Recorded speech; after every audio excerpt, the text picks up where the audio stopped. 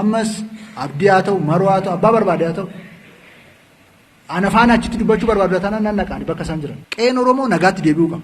Qe'ee Oromoo nagaatti deebisuudhaaf mootummaan waan kamiifuu qophaa'aadha.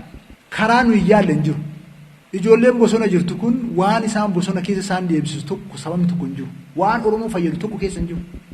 Waan barbaachisoo hunda kompromaayiz goonee waan Oromoon qabu kenninee sadarkaa Oromoon danda'utti goonee fuuldura tarkaanfachuudhaaf qophaa'aadha. Jarri kun qe'ee Oromoo gaaga'anii diinaaf karra saaqu malee wanti biraa waan isaan fidan hin jiru. Oromoo laala. Haadha Oromoo, jaarsa Oromoo sana laala.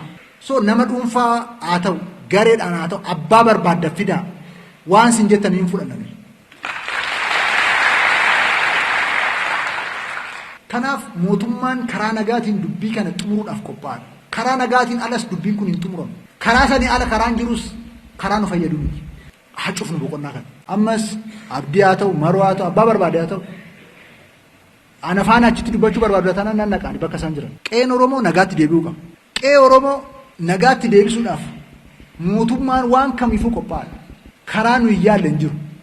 Ijoolleen bosona jirtu kun waan isaan bosona keessa isaan deebisisu tokko sababni tokko hin jiru. Waan Oromoo fayyadu tokko keessa hin jiru.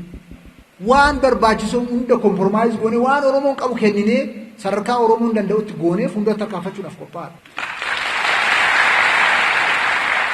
Jarri kun qe'ee Oromoo gaaga'anii diinaaf karra saaqu malee wanti biraa waan isaan fidan hin jiru. Oromoo laala.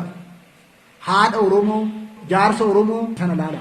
So nama dhuunfaa haa ta'u, gareedhaan haa ta'u, abbaa barbaadda fidaa waan sin jettan hin fudhannani. Kanaaf mootummaan karaa nagaatiin dubbii kana xumuruudhaaf qophaa'aadha. Karaa nagaatiin alas dubbiin kun hin xumuramu. Karaa sanii ala karaan jirus karaa nu fayyadu miti. Hacuufnu boqonnaa kana.